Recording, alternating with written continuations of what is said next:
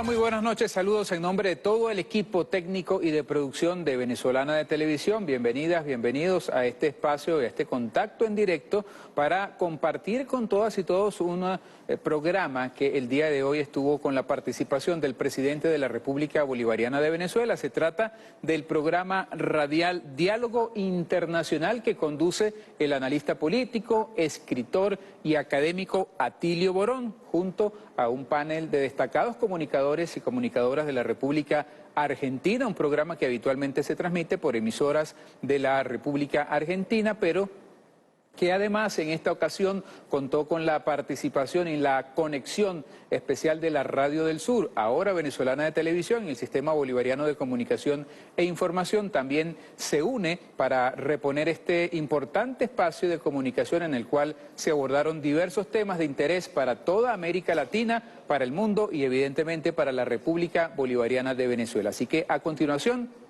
les dejamos con la transmisión de este programa que se ha hecho en colaboración con la Radio del Sur y con otras emisoras de la República Argentina y la participación del jefe de Estado venezolano.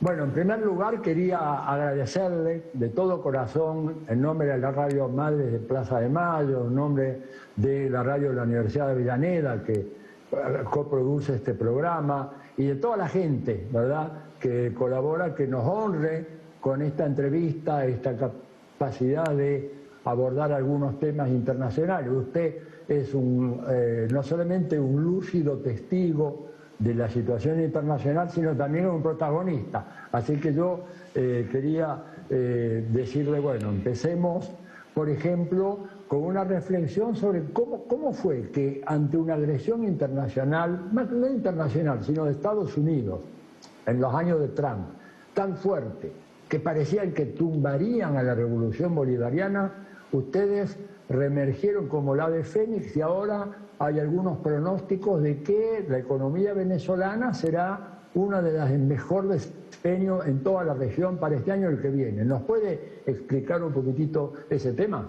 Bueno, en primer lugar un saludo a toda Argentina a través de Radio Madre AM 350. 530, perdón. 530, correcto, corrijo. Radio Madre AM 530, la radio de las madres de la Plaza de Mayo, Radio Avellaneda, y también me dicen que está conectado Radio del Sur, la hermana menor de Telesur. Así es. Bueno, mis saludos a ti, Atilio Borón. Siempre te leemos en las redes sociales, siempre estamos atentos a tus orientaciones, a tus ideas, todo nuestro cariño. Igualmente está Paula Clanco, mis saludos, Mario Giorgi, Marcelo Rodríguez, Federico. Telma Luzani. Todos. Federico Montero y Telma Luzani. Y Telma, correcto. Amigas de Venezuela. Bueno, fíjate, nosotros precisamente tengo aquí este libro que tú conoces, ¿no? Memorias del secretario de Defensa de Estados Unidos en un tiempo extraordinario, de Mark Esper. Este libro y otros libros como el de Bolton describen el clima interno en la Casa Blanca y todos los planes contra Venezuela. Los planes contra la economía de Venezuela. Venezuela recibió más de 500 sanciones a su economía, al petróleo, a la industria, al comercio, secuestro de activos en el exterior, secuestro y congelamiento de cuentas por más de 21.000 millones de dólares. Y además planes directos de guerra, de magnicidio, planes para asesinarme, para asesinar a los principales líderes políticos, militares de la revolución. Toda una ofensiva extremista que desde el 2018 se recrudeció. Eso tuvo un impacto tremendo en la economía. Nosotros estuvimos, Atilio, 14 meses sin vender una gota de petróleo. Después de 120 años de ser Venezuela una economía productora y exportadora de petróleo de las primeras del mundo. Pasamos de 3 millones de barriles de petróleo diario a 0. Producto de la persecución contra quienes nos compraban el petróleo, el chantaje contra las empresas petroleras del mundo, la persecución contra los barcos que se llevaban el petróleo, el congelamiento de cuentas, la imposibilidad de pagarnos el petróleo. Bueno, es una persecución espeluznante, que en el mundo nadie habla de ella, que en los medios de comunicación no sacan, bueno, ni un milímetro de esta información. Nosotros, bueno, lo que hicimos fue una estrategia de resistencia, una economía de guerra, declaramos una economía de guerra, una economía de resistencia, y nos planteamos garantizarle al pueblo su alimentación, las medicinas, mantener los niveles de ocupación y de empleo y garantizar por la vía del sistema de carné de la patria, un sistema que nosotros tenemos, carné de la patria, donde están más de 21 millones de venezolanos que participan, garantizarle bonos mensuales de refuerzo a sus ingresos que le permitieran resistir y sobrevivir a ese momento tan difícil, tan duro. Esto dio como resultado, bueno, que la pasamos difícil. Luego llegó la pandemia en el año 2020, Atilio, y con la pandemia creímos, por el ambiente que se creó en el mundo de solidaridad en aquellos primeros meses de febrero, marzo, abril, mayo del año 2020, que podría haber la posibilidad de una flexibilización humana de aquel bloqueo, de aquellas sanciones, de aquella persecución económica, energética, financiera. Y fue lo contrario, Atilio, fue lo contrario. Se recrudecieron las medidas, se le llamaba a las empresas transnacionales, a las empresas que venden, ¿cómo se llama?, fármacos, medicinas en el mundo, para amenazarlas si le vendían antivirales o medicinas que tuvieran que ver con el coronavirus a Venezuela. Y se hizo una campaña en el Miami Herald, New York Times, en el diario El País de España y en toda la prensa de la narcooligarquía colombiana para decir que Venezuela iba a ser el epicentro mundial de la pandemia. Y casi se decía que había que invadir a Venezuela para evitar que ese epicentro contaminara Sudamérica, América Latina, América del Norte, el mundo. Se hizo un formato para convertir la pandemia precisamente en un factor más para desestabilizar a Venezuela, para atacarla, para crear condiciones para su invasión, para su ocupación, una cosa de locos, de mentes, ¿ves? 2020 se recrudecieron las conspiraciones, los ataques contra los servicios públicos, el ataque contra el servicio eléctrico. El 3 de mayo, el intento de invasión, en parte Mark Sperry lo explica en este libro, 3 de mayo, el intento de invasión con mercenarios entrenados en Colombia bajo la protección y el financiamiento de Iván Duque, y se dio a conocer el contrato entre Juan Guaidó y los mercenarios estadounidenses en Miami, contrato que se hizo luego de que el primer encuentro de Juan Guaidó con el jefe de los mercenarios estadounidenses fue en la Casa Blanca, directamente, por orden de Donald Trump. Ahí lo testifica Sper, ¿no?, en ese libro. Sper testifica cómo se hablaba del Plan Florida. Y el Plan Florida resultó ser la Operación Gedeón, que fue una invasión, intento de invasión, por las playas del litoral central de La Guaira, en Macuto, que fue repelido por la población, por las milicias y por las fuerzas policiales de Venezuela. Fueron capturados buena parte de sus autores materiales, capturados por el pueblo. Venían dos gringos 2 marines pertenecientes a los cuerpos de inteligencia de Estados Unidos, quienes eran los entrenantes o entrenadores de aquella gente. Eso fue el 2020. Bueno, luego sucedió lo que sucedió en las elecciones de Estados Unidos y el 2021 significó para Venezuela un año de consolidación de paz y el primer año de la recuperación de la economía real, de la economía que produce alimentos, zapatos, ropa, de la economía que produce bienes y servicios para el pueblo. El año pasado, ante los ojos asombrados de Occidente y del imperio gringo, Venezuela logró un crecimiento del 5% de su economía real y una desaceleración de la hiperinflación inducida que habíamos vivido entre el año 2018, 2019, 2020. Una hiperinflación brutal que creo sería difícil de aguantar por cualquier país del mundo. Ahí se abrió un micrófono. Fíjate, Paula, por favor. Perdón. Mutéense, por favor. Se les abrió un micrófono, Atilio.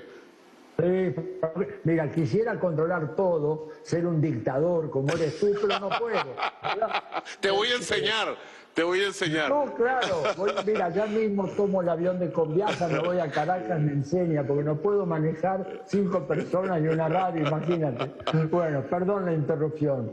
Mira, Tilio. Pero entre paréntesis, para quienes se enganchan ahora al programa, el diálogo que estamos teniendo es nada menos con el presidente constitucional de la República Bolivariana de Venezuela, Nicolás Maduro Moros. Digo porque hay gente muy despistada que de repente dice, ¿qué pasó aquí? Bueno, pues ahí le digo, estamos escuchando ustedes al presidente Maduro en esta entrevista que estamos desarrollando hoy. Bueno, pues adelante, presidente. Sí, perdón, presidente. Adelante, Paula.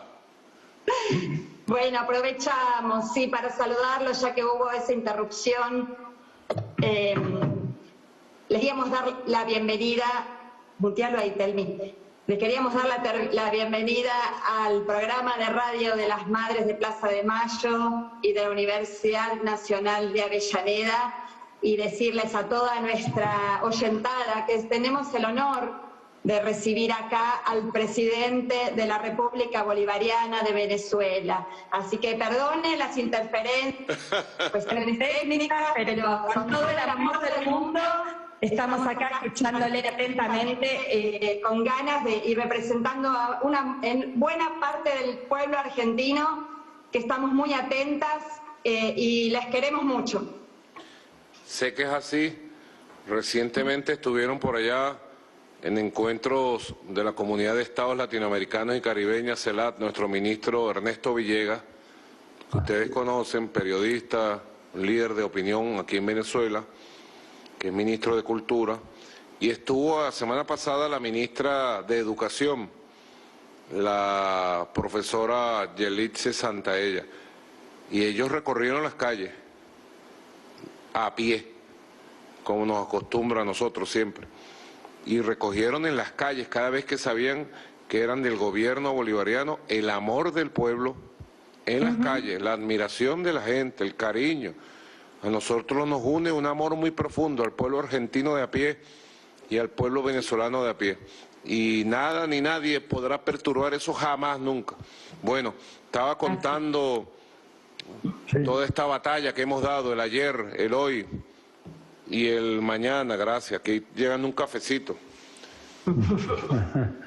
Y fíjate tú, entonces el 2021 significó un primer paso. ¿Cómo lo logramos? En base al esfuerzo nacional, en base al liderazgo nacional, en base a la unión de todos los sectores productivos, en base a líneas claras. Yo definí 18 motores económicos y desarrollamos una estrategia específica para cada motor económico, para resolver los problemas logísticos, para sustituir importaciones, para resolver el tema del financiamiento en bolívares, en dólares. Bueno, nosotros, tú sabes que hicimos una gran medida de flexibilización que llevó a la dolarización del comercio nacional, del intercambio comercial interno. Esto fue una válvula de escape bien positiva para que, bueno, se diera un proceso de dinamización de los procesos productivos, un proceso que es difícil explicar en tan corto tiempo, pero que tuvo como un resultado, bueno, la motivación del crecimiento económico, la activación de los 18 motores y, bueno, la motivación de todas las fuerzas productivas del país para lograr mejorar índices fundamentales de crecimiento de la economía real. Índices fundamentales como el abastecimiento de productos en el mercado nacional. Logramos un porcentaje de abastecimiento superior al 80%, cuando veníamos del 20% en los años más duros de la guerra. Una cosa importante, Atilio, Paula, compañera, compañero, logramos por primera vez en 120 años pasar del 80% de dependencia alimentaria de importaciones, 120 años recibiendo el chorro de petrodólares y comprando todo lo que había que comprar. Venezuela tenía una economía de puertos, una agricultura de puertos. Bueno, por primera vez en la historia, el 80% del alimento que llega a la mesa del hogar venezolano es producido en tierra venezolana. Bueno, se ha provocado, bueno, un despertar nacional, Atilio. Esto solo se logra con un despertar de las fuerzas productivas reales, por la vía de una nueva economía que está apenas naciendo. Este año, el primer trimestre, hemos tenido, de acuerdo a las cifras oficiales, un crecimiento por encima de 2 dígitos. La CEPAL dice que Venezuela va a tener el crecimiento más grande este año de América Latina. El Bank of America esta semana sacó un informe haciendo una proyección del 15% de crecimiento. El Credit Suisse de Suiza dice que pudiéramos llegar al 20%. Yo dije dentro de mí, si llegamos al 5%, vamos bien. Porque hay que ir con paso seguro, producir el alimento, mejorar los servicios públicos, producir lo que necesita el país, el crecimiento de la economía real. Presidente, Telma Luzani lo saluda. Se ha conocido que Estados Unidos ha por lo menos pronunciado la intención de flexibilizar algunas de las sanciones que tanto daño le hicieron a Venezuela. Quería saber si puede explicarle a los argentinos y a los latinoamericanos que nos están escuchando qué hay de real en eso y qué puede significar para Venezuela. Bueno, realmente se han dado los primeros pasos para tener comunicación con el gobierno de los Estados Unidos. Todo el mundo sabe que el 5 de marzo coincidía con el 9º aniversario de la partida física de nuestro comandante Chávez, del cambio de paisaje. El mismo día yo salí del acto en conmemoración al comandante Chávez, me fui al Palacio Presidencial de Miraflores y allí recibí a una comisión que mandó el presidente Biden. Tuvimos casi 2 horas conversando. Y a partir de ahí, bueno, se han dado un conjunto de pasos. Algunas veces lento, muy lento, algunas veces menos lentos. Hay comunicación permanente, eso es importante. Y bueno, nosotros tenemos exigencias muy claras de que se levanten todas las medidas crueles, criminales, de sanciones a la economía y a la sociedad venezolana. Eso es una exigencia permanente. Ahora, no podemos esperar que eso sea de la noche a la mañana. Se están dando pasos, los primeros pasos. Estados Unidos hace una semana, más o menos, dio unos pasos leves, pero significativos, al entregar licencias a empresa Chevron de Estados Unidos, a la empresa Eni de Italia, a la empresa Repsol, para iniciar los procesos que los lleven a producir petróleo y gas en Venezuela para exportar a sus mercados naturales. Son pasos leves, pequeños, Como yo les dije a esa comisión y como nosotros lo decimos, Venezuela tiene la primera reserva internacional del mundo certificada de petróleo. El petróleo que necesita este mundo para funcionar está aquí en Venezuela. Y nosotros en paz y en soberanía tenemos todo el marco jurídico para levantar, aceptar inversiones como las tenemos y producir conjuntamente en empresas mixtas con empresas del mundo entero. Venezuela tiene la cuarta reserva de gas del mundo y estamos certificando lo que nos pudiera llevar a la tercera o segunda posición mundial de gas. Tenemos un cinturón gasífero impresionante en el Caribe, en el norte de Venezuela. Todo el gas que necesite toda nuestra región está aquí. Bueno, ustedes también tienen mucho gas allá en Argentina. Sudamérica es una potencia de gas. Solo para hablar de petróleo y de gas. Y el mundo tiene que sacarse de encima ese relacionamiento basado en el chantaje, en la amenaza, en la coacción, en sanciones. Miren lo que están haciendo con Rusia. Sancionan a Rusia y cada sanción contra la economía rusa se regresa como un boomerang contra Estados Unidos, Europa y el mundo. Es un suicidio económico lo que está cometiendo Europa y Estados Unidos al sancionar y perseguir a Rusia, porque Rusia es una potencia económica, tecnológica, financiera. El mundo tiene que abandonar, sobre todo el mundo del norte, tiene que abandonar la práctica de la coacción, de la amenaza, de las sanciones, del bloqueo. Miren lo que han hecho con el pueblo de Cuba durante más de 60 años. Perseguirlo de manera cruel, criminal, perseguir su comercio, perseguir su economía. Bueno, eso debe acabarse, debe acabarse. Pero sin lugar a dudas, me parece positivo los pasos que hemos dado con los Estados Unidos de Norteamérica desde el 5 de marzo. Todavía no son suficientes, pero son positivos. ¿Usted lo toma como una contradicción el hecho de que, por ejemplo, tanto Venezuela como Cuba, como Nicaragua hayan sido excluidos, maltratados en el tema de la Cumbre de las Américas? O sea, es como un paso positivo por un lado, por lo de las petroleras, pero al mismo tiempo una exclusión que no se puede de ninguna manera aceptar. Es una contradicción a todas luces. De la reunión de Los Ángeles donde se pretende hacer una cumbre de las Américas. Ya está claro, eso no es cumbre, y menos de las Américas, es una reunión donde irán, bueno, representantes importantes, respetables de nuestra América, pero sencillamente el propio gobierno de Estados Unidos se encargó de meterle una puñalada a la posibilidad de éxito de la cumbre de las Américas. Más de 25 gobiernos del continente han expresado su protesta pública y su exigencia de que se invite a todos los gobiernos y países del continente. 25 de 33, casi el 90% de gobiernos del continente han tenido la valentía, bajo distintas modalidades, de expresar su protesta. Esas cumbres, ustedes recuerdan, Atilio, Paula, compañeros, compañeras, nacieron en el año 94. Las convocó Bill Clinton, ¿verdad? Bill Clinton la convocó en el 94.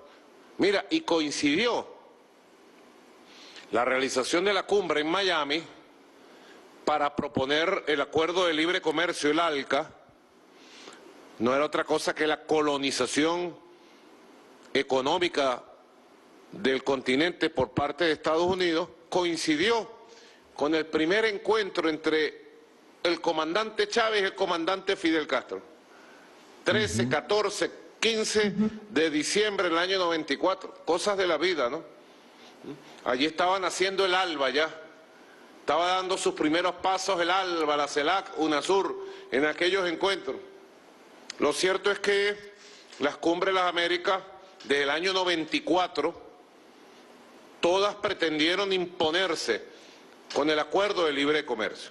Fue en el año 2001 en las protestas de Ottawa, recuerden ustedes esa cumbre de las Américas rodeada de pueblo, que el comandante Hugo Chávez salió a saludar al pueblo protestante. Luego, cuando se firmó el acuerdo final, el comandante Chávez salvó su voto y rompió el consenso. Y no se pudo aprobar el ALCA. Ahí quedó la firma de él.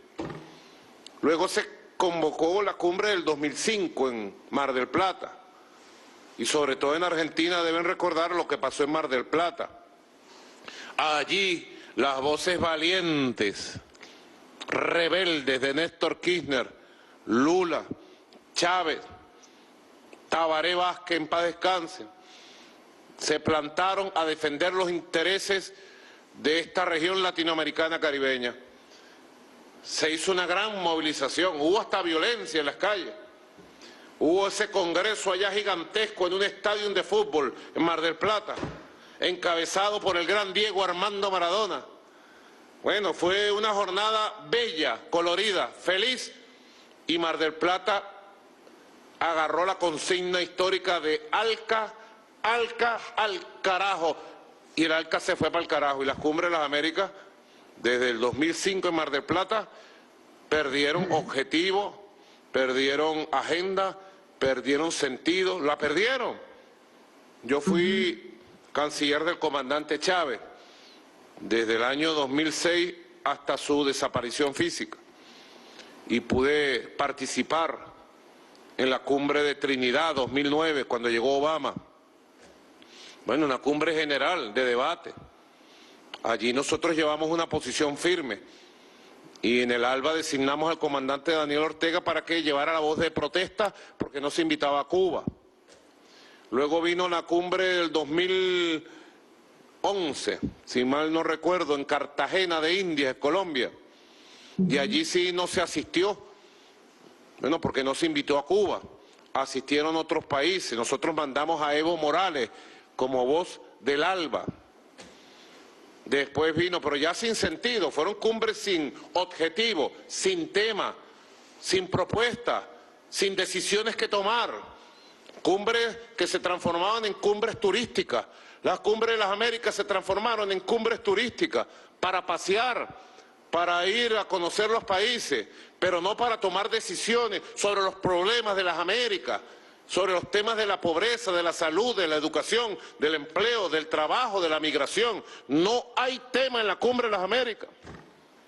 En el año 2018 se dio la cumbre en Lima, a última hora, el criminal convicto y confeso Pedro Pablo Kuczynski, que era presidente de Perú, a petición del gobierno de Donald Trump, nos excluyó. ¿Se acuerdan que yo tuve ahí un tejemaneje, como decimos nosotros, con él? Yo amenazaba que iba a agarrar el avión, que me iba para Lima, y ellos me esperaban en Lima, pero yo no llegaba. Fue una cumbre insulsa. Tan es así que Donald Trump no asistió, mandó a un Chris Mike Pence, y la cumbre pasó con más pena que gloria. Así va a pasar con esta reunión de Los Ángeles. El único tema... Eso, presidente, que no los invitan ahora, ¿no?, a Venezuela, Cuba y a Nicaragua, porque no quieren escuchar la voz de la soberanía de los pueblos, presidente. Y en ese sentido yo le pregunto, ¿cómo caracteriza usted que está ahora la situación en nuestra América? Porque no es lo mismo, porque hay varios presidentes que se le levantaron a Biden diciéndole que si no iban todos, no iba ninguno. ¿Cómo caracteriza usted la situación actual en nuestra América? Bueno, yo creo que América va tomando su camino de nuevo, en un ritmo más lento de lo que fue la primera ola progresista. La primera ola progresista, bueno, contó con el gran liderazgo, compartido, unificado, hermanado. Yo lo vi, como dicen por aquí, un amigo mío dice, yo lo vi, a mí no me lo contaron, yo lo vi. Yo vi la hermandad profunda entre Kirchner, Chávez, Lula. Después vino Cristina, después vino Pepe. Bueno, Tabaré Vázquez antes. Después llegaron Evo, Correa. Volvió el Frente Sandinista con una gran victoria, el comandante Daniel Ortega, el presidente Raúl. los compañeros del Caribe, yo lo vi, la hermandad que los unía, los proyectos que los unían, por eso que se pudo fundar UNASUR y aprobar en acuerdo del Congreso, de los parlamentos, darle ese poder reglamentario como tratado de fundación de UNASUR. Por eso fue que pudimos dar el paso gigantesco de pasar del Grupo de Río a la Comunidad de Estados Latinoamericanos y Caribeños que nació aquí en Caracas el 2 y 3 de diciembre del 2011. Estaba enfermo el comandante Chávez ya. Ahora, los ritmos y las formas y los caminos que toma esta segunda ola serán determinados ahora en el tiempo. Pero nosotros somos optimistas. Nosotros tenemos fe absoluta en la conciencia de los pueblos. Y sabemos que más temprano que tarde todos los caminos serán retomados. Nosotros fuimos hace unas semanas atrás, unos meses, invitados por el presidente López Obrador a la cumbre de la CELAC y lo confirmamos ahí, el camino de la CELAC. Argentina ha tomado la presidencia de la CELAC y creo que está jugando un papel importante, bien importante, en reanimar los consejos ministeriales de la CELAC, ¿no?, en buscar una estructura de dirección para la CELAC. Espero por los acontecimientos ya que sucederán en el transcurso ahora de este segundo semestre, que el año 2023 sea el año para retomar UNASUR y podamos otra vez recolocarnos. Nosotros somos optimistas y sabemos que los pueblos pueden tardar, pero siempre vuelven al camino de la unión, al camino de la liberación. Son dos conceptos fundamentales, Paula, Atilio, compañeros. La unión para la liberación para consolidar, bueno, nuestro propio camino.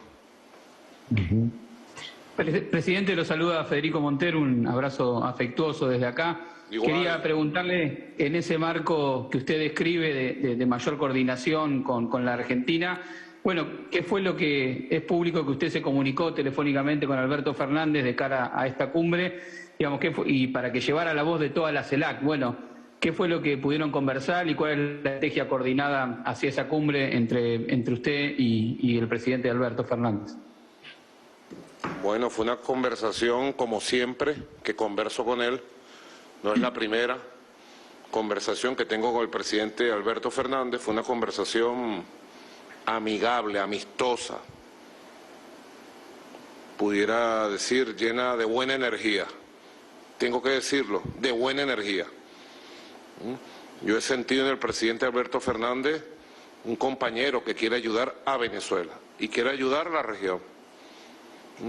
Él, en todos los viajes internacionales que tiene y con todos los factores internacionales que habla de Venezuela, de levantarle las sanciones a Venezuela, de levantarle las sanciones a Cuba. Habla de la necesidad de un nuevo tipo de relaciones en el hemisferio. Y lo ha dicho en privado bastante, me consta.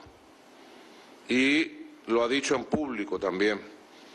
Estuvimos conversando y yo le dije que me parecía muy bien que él llevara como presidente de la CELAC la voz de América Latina y el Caribe hasta la reunión de Los Ángeles. Y sé que vamos a estar bien representados en la reunión de Los Ángeles en la voz del presidente Alberto Fernández. Porque es un hombre además valiente y un hombre que lo que cree lo defiende. Y él está en contra de la exclusión, así como el presidente López Obrador. Hablábamos ahora fuera del micrófono con Atilio. Son vías válidas, son formas de lucha diferentes.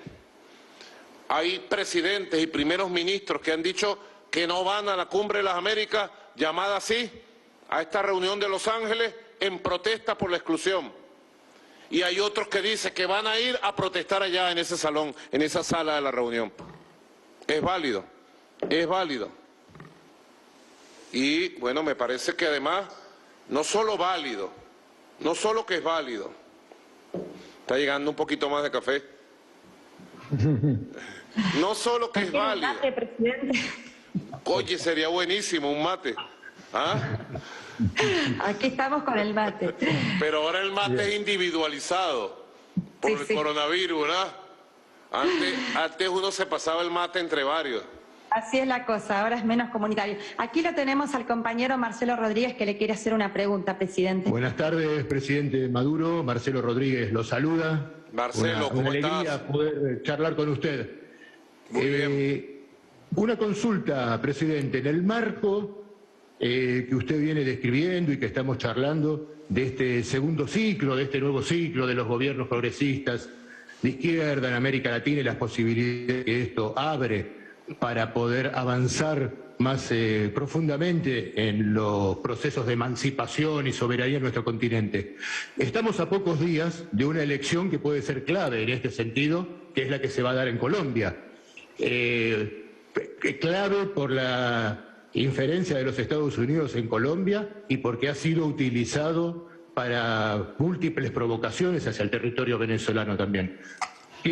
¿Con qué expectativa, cómo cree usted que puede ser la importancia de un triunfo de Gustavo Petro en Colombia en los próximos días?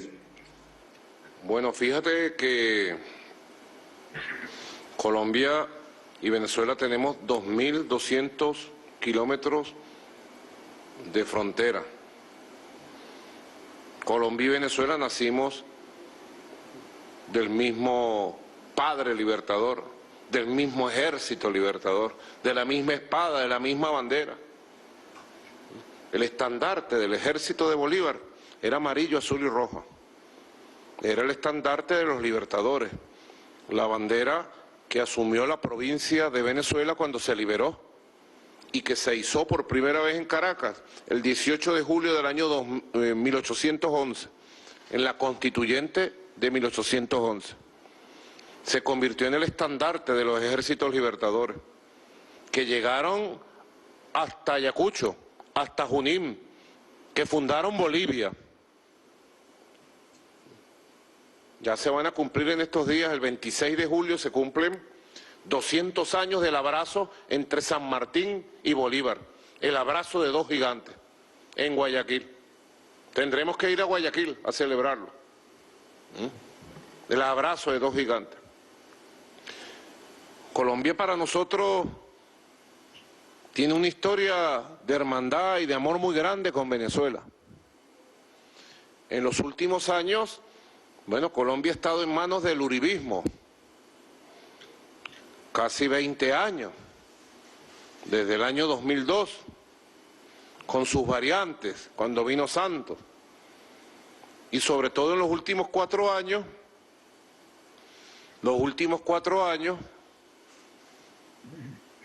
con Iván Duque. Iván Duque ha sido el instrumento del imperio estadounidense para exportar el terrorismo, el narcotráfico, la violencia, la conspiración desde Colombia hacia Venezuela. Nuestro combate por defender la paz interna es brutal. Todos los planes contra Venezuela, todos golpistas, de magnicidio, de sabotaje a la refinería, como denunciamos hoy. Nos querían volar esta semana una refinería fundamental llamada Refinería El Palito, ahí en el centro del país. Planes para atacar a nuestros familiares, planes para atacarnos a nosotros, bueno, planes de delincuentes para atacar a la ciudadanía, a las policías. Todo viene de Colombia.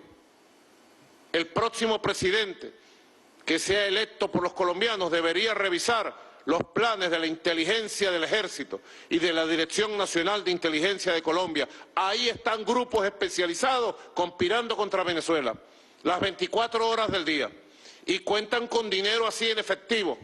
Bueno, a manos llenas. Esa es la verdad de Colombia. Ahora hubo las elecciones el domingo pasado. Yo no me voy a pronunciar, no puedo.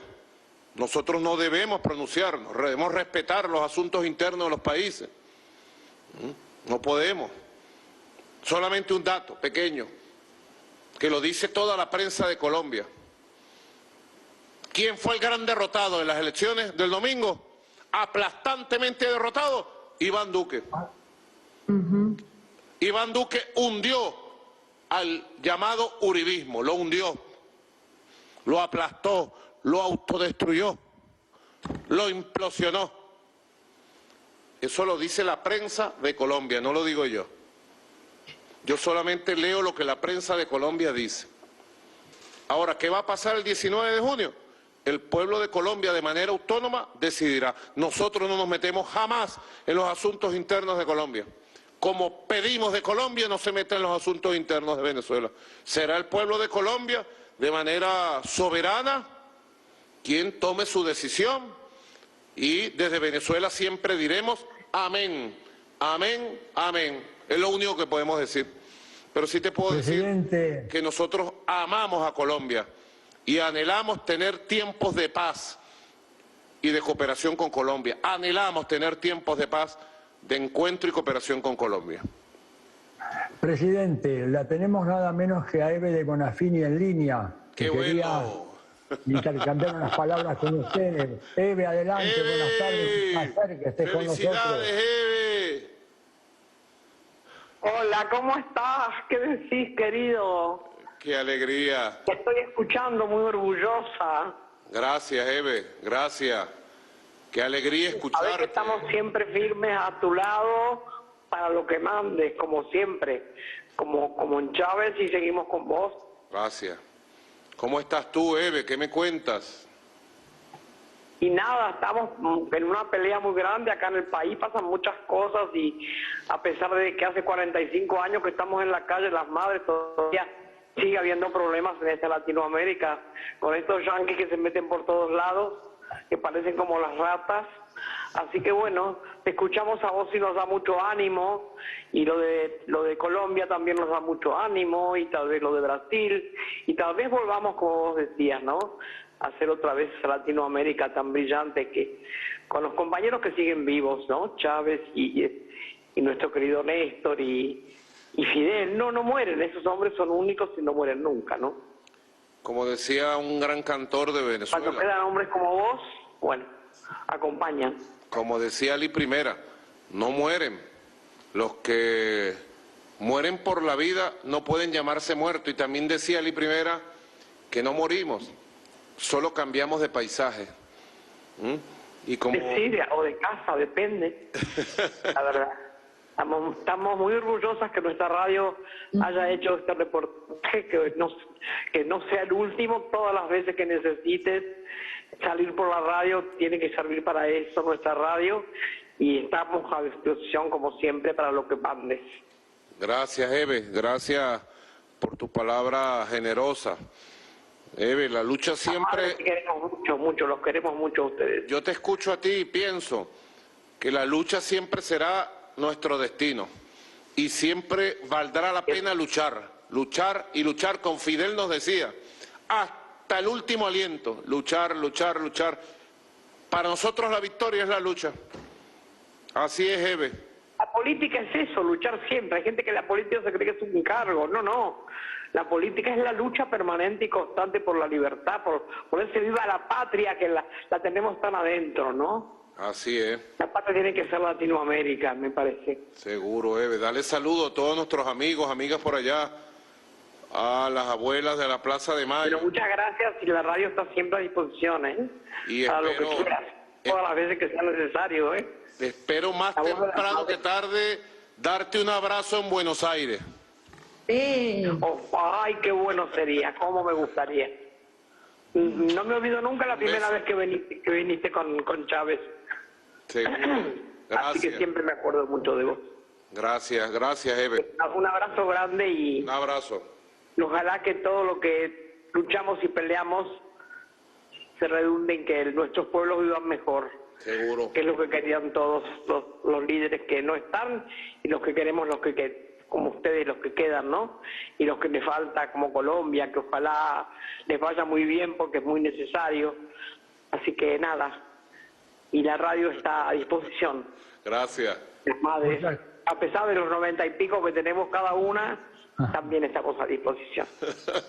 Muchas gracias, Seguro. Eve. Gracias, Eve. Muchas gracias. Un abrazo enorme de toda la gente que estamos haciendo el programa en la Radio de las Madres. La verdad. Bueno, muchas gracias.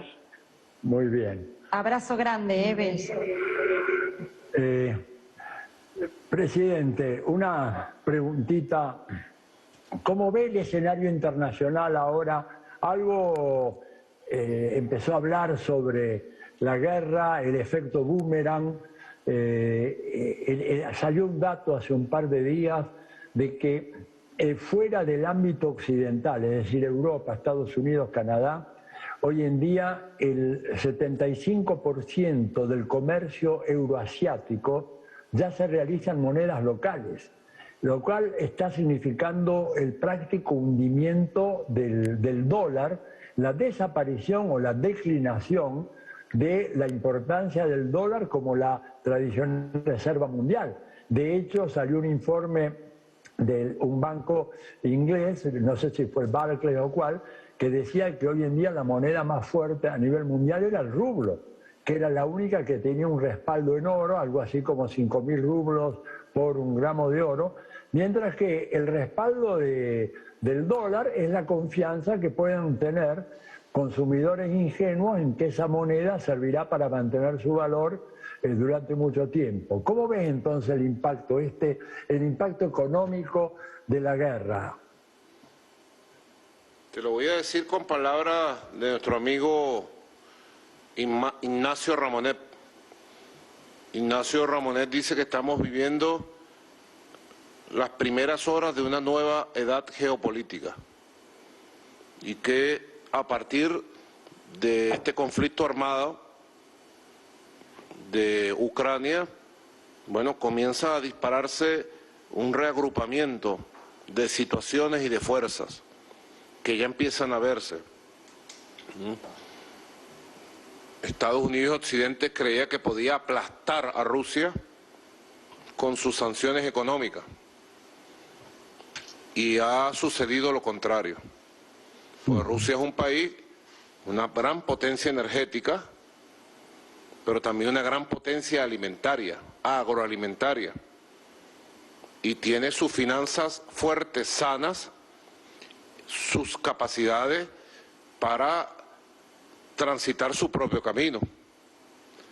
Y además tiene relaciones en el Asia, China, Asia, en el Pacífico, en África, en América Latina y el Caribe, propias, independientes.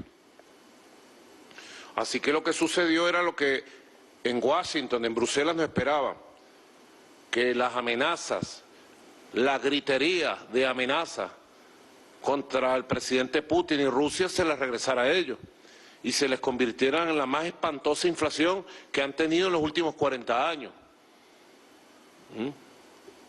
En los precios más elevados de la gasolina que se hayan visto. Y esto es el principio apenas.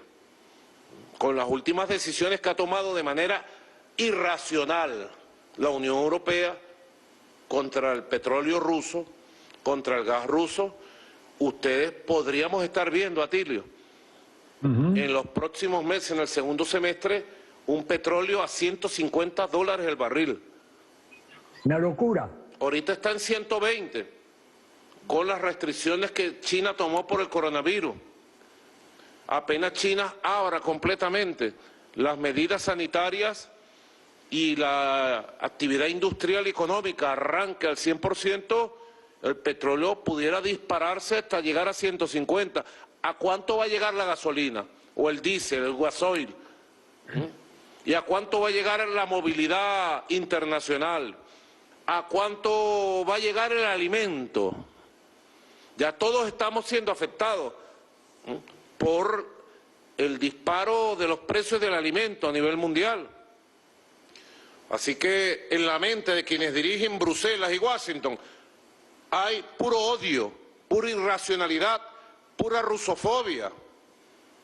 Y es increíble teniendo expertos, estudiosos en toda esta materia que no les hayan alertado de lo que va a ocurrir. Lo cierto es que, aterrizando la respuesta, Atilio, toma agua, Atilio. Anda con un poco de tos, sí, nuestra querida. Aterrizando un poco, Paula, fíjate, yo creo que estamos, como dice Ignacio Ramonet, entrando en una nueva edad geopolítica. Y Venezuela se ha preparado para eso. Venezuela tiene en su economía para el comercio interno y el comercio externo una canasta de monedas y criptomonedas.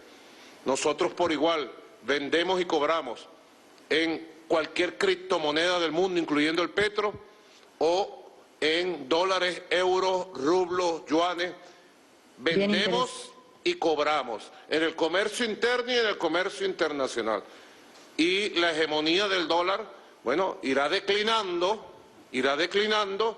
y, como ha pasado hasta ahora, casi que silenciosamente, el intercambio monetario y comercial del mundo comenzará a ser ocupado por otras monedas, otras criptomonedas, y eso dará un nuevo rostro a la vida económica de la humanidad.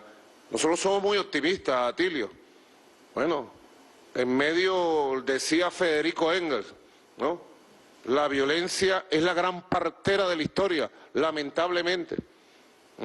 No queremos guerra, pero estamos viendo el desarrollo geopolítico hacia otra dirección más favorable a los pueblos. Y en ese sentido, presidente, nuestro querido presidente obrero Nicolás Maduro Moros, esto que contaba usted al principio, que Venezuela viene, bueno, hay un dicho acá que usamos y por ahí allá también, no hay mal que por bien no venga, y lo he escuchado usted varias veces decir que han aprovechado, y lo cuenta hoy también, en diversificar su matriz económica. Nadie eligió el bloqueo miserable, criminal, ni las medidas coercitivas unilaterales, pero ustedes fueron sembrando las condiciones y tratando de sortear el bloqueo para diversificar su matriz productiva, lo cual los coloca de cara al futuro, a la canasta de monedas, esta nueva situación internacional, la subida del precio del petróleo. A propósito, en ese sentido, ¿cómo usted ve que están posicionados de cara al futuro con esta diversificación de la matriz productiva, la sustitución de importaciones y, bueno, la paulatina apertura, en todo caso, del bloqueo y este escenario internacional? Porque la subida del petróleo, bueno, les puede dar aire, pero imagino que no tienen pensado volver al rentismo petrolero, sino todo lo contrario, ¿verdad? Bueno, inshallah, diríamos nosotros, con nuestros hermanos musulmanes. Nuestra intención, nuestro plan, nuestra meta es superar plena y definitivamente la dependencia de la renta petrolera. El capitalismo rentista petrolera se agotó en Venezuela, se agotó. Pero sin lugar a dudas el peso del petróleo y del gas en el Producto Interno Bruto de hoy y del futuro seguirá siendo grande. Pero nosotros queremos que la economía funcione de manera circular, independiente de la renta petrolera. Mire el concepto que estoy dando, una economía circular con nuevos factores de desarrollo y de creación de riqueza, independiente de la renta petrolera. Esa es una meta de mediano plazo, pudiéramos decir hasta de corto plazo, que está en pleno desarrollo en este momento, esa meta, esa política, esa estrategia. Producir todos nuestros alimentos, hacer la sustitución científica, tecnológica de todas las importaciones, generar con conocimiento nueva tecnología, tener procesos industriales buenos, poderosos. Venezuela tiene un buen parque industrial, bastante avanzado, déjeme decirle, porque algunos tratan de dibujar a Venezuela como lo último del mundo. No, no, tenemos un parque industrial bien avanzado, de pequeñas, medianas y grandes industrias. Pequeñas, medianas y grandes industrias en manos de sectores privados que están incorporados en este Plan Nacional de Desarrollo. Tenemos una industria pesada, poderosa. O sea, Venezuela tiene con qué, tiene su hierro, tiene su fuerza, y queremos una economía independiente completamente de la renta petrolera. Nos obligaron, las sanciones nos obligaron. Uno podría decir, no hay mal que por bien no venga, en este sentido. Las sanciones nos obligaron a autoexigirnos más. Nosotros hemos logrado todo esto, Paula, en base al esfuerzo propio. Esfuerzo propio. Manos venezolanas, mentes venezolanas, pies venezolanos, alma venezolana. lo cual le dice a los pueblos del mundo que sí es posible resistir y sí es posible triunfar ante el imperio más poderoso y destructivo del planeta. Sí es posible, sí se puede. Sí, la pregunta que quiero hacer justamente surge de esta referencia que hace a cómo las sanciones terminan de alguna manera, digamos, ayudando a Venezuela, y antes hizo una referencia similar a la ayuda que está significando para Rusia. Ayuda entre comillas, digo, ayuda a cambiar el sistema, a cambiar un poco las mentalidades y las encerronas. Mi pregunta va referida a China, que también está en este momento sugiriendo un cambio importantísimo junto con Rusia, el multilateralismo, el que no haya bloques, que no haya el tipo, incluso una reforma en el sistema institucional global, como Naciones Unidas, etcétera. Concretamente, dos cosas me interesan. Una, saber cómo fue la reunión del ALBA, que también yo la asocio con un sistema paralelo al que se vive acá en esta parte del continente, y por otro lado, ¿cuál es la relación entre Venezuela y China? Correcto. Bueno, lo primero, que la relación Venezuela-China es de asociación estratégica estrecha, poderosa. Bueno, si no hubiera sido por China, hubiera sido imposible enfrentar la pandemia, el coronavirus. Nosotros tuvimos nuestros propios métodos para cuidarnos, fuimos creando. Primero tuvimos una gran cuarentena muy poderosa, de más de 100 días, los primeros 100 días. Nosotros siempre llamamos cuarentena voluntaria, consciente, y así fue. Luego empezamos a aplicar un método llamado el 7+7. 7 días, una semana de cuarentena, 7 días de flexibilización. Y allí fue cuando empezó el proceso, mira, de recuperación económica. Eso lo llevamos hasta prácticamente noviembre del 2021. Y luego de flexibilización abierta y control total de la pandemia. Ahora, China fue fundamental.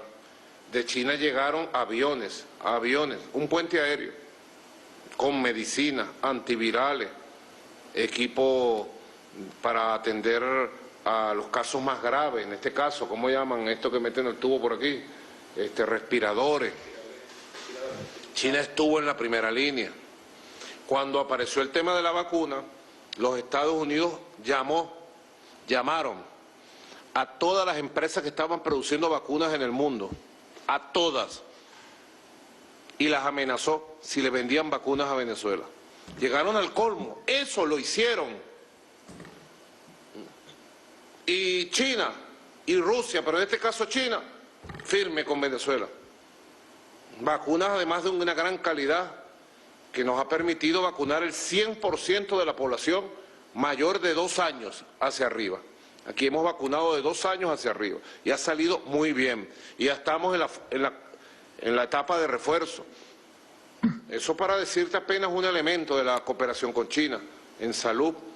La cooperación con China en industria, en tecnología, en ciencia, en comercio, ha crecido varias veces la relación comercial con China. La cooperación diplomática, política, tenemos una política, bueno, de coincidencias, pudiéramos decir al 100%, en las grandes causas, en Naciones Unidas, en el sistema multilateral. Así que con China, nuestro comandante Hugo Chávez supo muy temprano, en el año 99, abrir un camino. Y el camino que abrió el comandante Chávez hoy está consolidado. Mis relaciones con el presidente Xi Jinping de China son excelentes.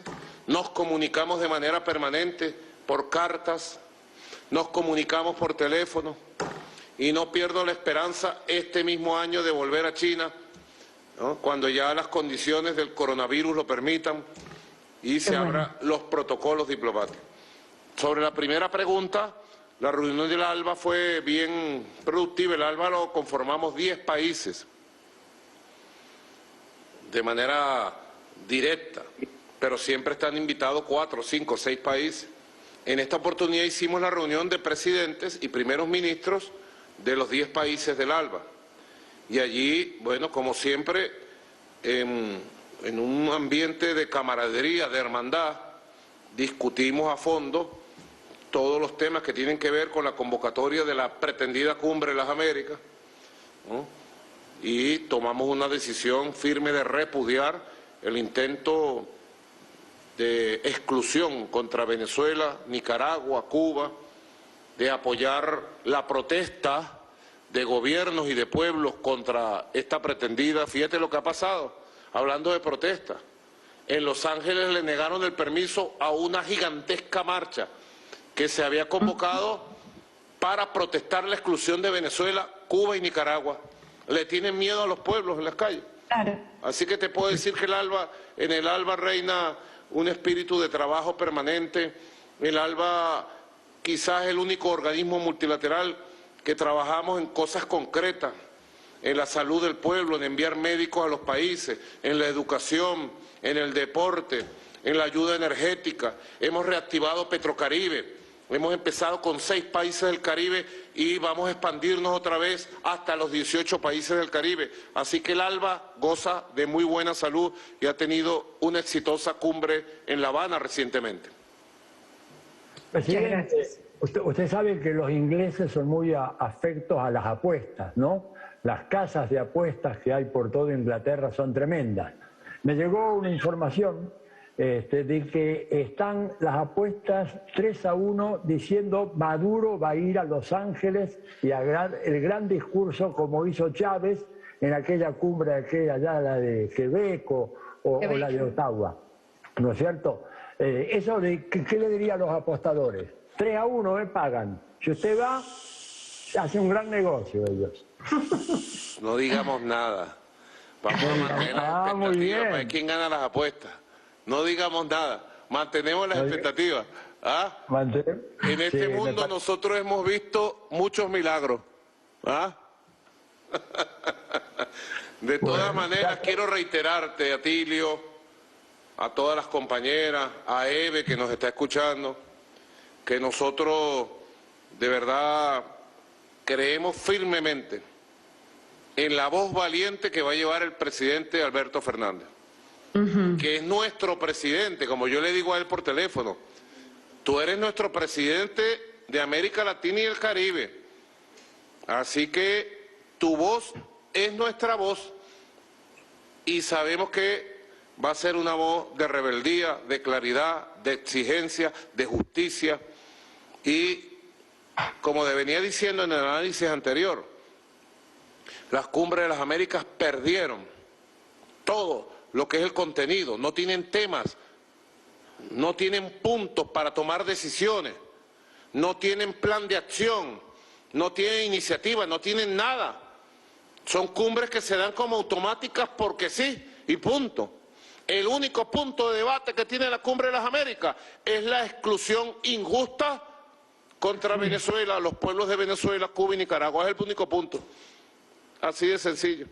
Así que confiamos plenamente en el liderazgo y en la valiente opinión del presidente Alberto Fernández. Y les doy las gracias a ustedes por esta entrevista. Vamos a tratar de hacerla con más a menudo para hablar muchos temas, ¿verdad? Qué bueno. A disposición, esta radio y la radio de la Universidad de Avellaneda están con las puertas abiertas cada vez que sea necesario que la voz de Venezuela se escuche. Sabes que cuentas con nosotros incondicionalmente, como lo dijo Eve, y lo ratificamos todos los que estamos acá en el programa. Y te queremos agradecer mucho todo este tiempo. La verdad, hemos abusado de tu generosidad. No, siempre en la orden. Así que, pues nada, por mi parte, no sé, los compañeros si quieren hacer un último saludo. No preguntas, por favor, al presidente. No, volvemos a saludarle, presidente obrero Nicolás Maduro Moros, de verdad, con mucha emoción, con mucha alegría, con mucho amor, acá siempre dispuestas a seguir al lado de la justicia, y Venezuela está en ese camino, de la lucha heroica por la justicia, por la autodeterminación. Hay mucha gente aquí en Argentina que seguimos con fuerza, que apoyamos, que nos movilizamos. Tuvimos duros 4 años de un presidente que le dio la espalda a los pueblos y que lamentablemente se enemistó con el gobierno bolivariano de Venezuela, apostándole al seguidismo de Estados Unidos, pero esa historia la enterramos y esperamos que acá las argentinas y los argentinos seamos capaces de no volver a eso y seguir construyendo con ustedes una historia de reconciliación, de unidad por la patria grande, porque eso es lo que necesita Venezuela y la Argentina para salir adelante. Así que le mandamos todo nuestro amor por intermedio al pueblo bolivariano. Y yo quería decirles, hoy me llegó este regalo de Farruko VI. Ajá. Es un libro muy hermoso que contiene 3 escritos. Se llama ¿Por qué soy chavista? Lo voy a guindar en mis redes sociales, en mi Twitter, mi Instagram, en el Facebook, porque realmente es un libro maravilloso, maravilloso, y que recoge todo este espíritu latinoamericanista, latinoamericano-caribeño, que nos mueve a todos nosotros. De verdad, es impresionante la fuerza del amor que tenemos nosotros por Argentina y por toda América Latina. Y también aquí en Argentina, presidente Maduro, quiero aprovechar para saludarlo y de contarle que han llegado una gran cantidad de mensajes aquí en la radio, de oyentes, expresando su alegría, su felicitación por este reportaje y toda su solidaridad con Venezuela y su apoyo a la construcción de la patria grande que necesitamos. Así que también quería hacerle llegar los saludos que nos están mandando todos los oyentes y todas los oyentes de nuestro programa. Presidente, y déjeme decirle que aquí también somos maduristas, somos chavistas, pero somos maduristas, porque usted se puso una mochila muy fuerte, muy pesada, una ofensiva muy enorme, como relató al principio, atentaron contra su vida y contra todo el tiempo está afrontando esta semana lo de el boicot contra los servicios eléctricos, y bueno, nos pasamos mucho tiempo en el programa relatando todas las ofensivas y los ataques que les hacen y cómo ustedes resisten heroicamente, y usted, presidente, encarna la cabeza de ese pueblo valiente, y realmente por eso lo queremos mucho, lo admiramos mucho y somos maduristas. Bueno, que Dios la bendiga. Y yo les digo con Ernesto Che Guevara, les digo con Ernesto, siendo guevarista, le digo hasta la victoria siempre. Hasta la victoria siempre, presidente. Venceremos, gracias, muchas gracias. Este fue el diálogo que sostuvo el presidente de la República Bolivariana de Venezuela, Nicolás Maduro Moros, con Atilio Borón y un interesante panel de comunicadores en la República Argentina, que además fue transmitido por la Radio del Sur y ahora además con la retransmisión de todo el sistema bolivariano de comunicación e información. En nombre de todo el equipo de Venezolana de Televisión agradecemos su sintonía y le invitamos a seguir con la programación que les ofrece Venezolana de Televisión. Feliz noche para todas y todos.